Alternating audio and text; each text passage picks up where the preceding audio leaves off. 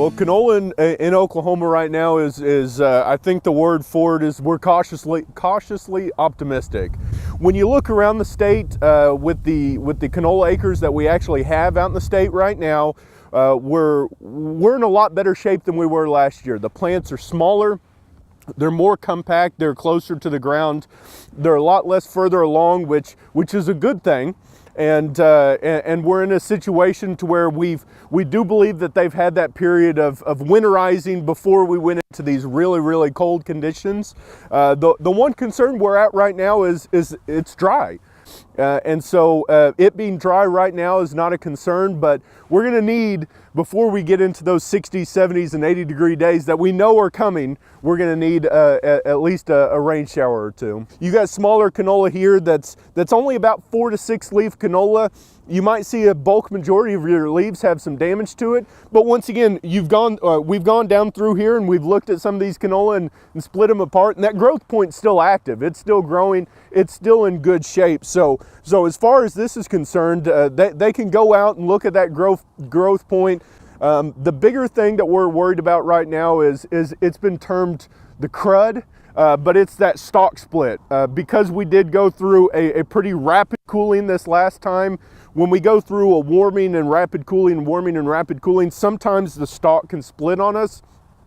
That plant is still alive and it still can be a very successful plant.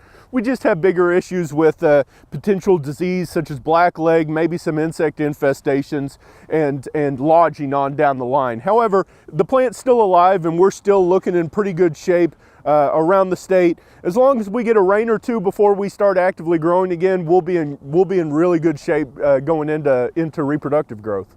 Dr. Bill Ron, Dr. Brian Arnall, and all the fertility folks have had the wheat magruder plots. What they did this last year is added a canola aspect to it.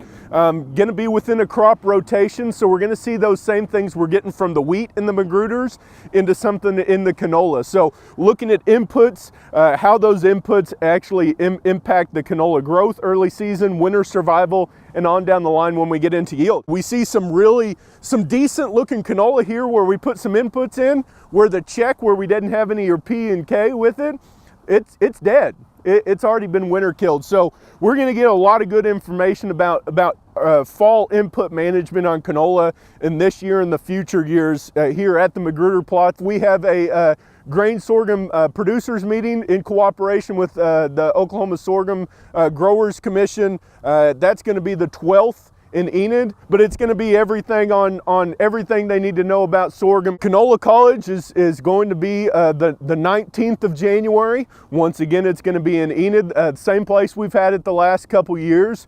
The other thing is the 6th and 7th of February, we're going to have the No-Till Conference. Last year we moved it to Shawnee, and we're going to keep it in Shawnee. Early registration is still open. You can still get the cheap early registration for $125 through the 19th of January.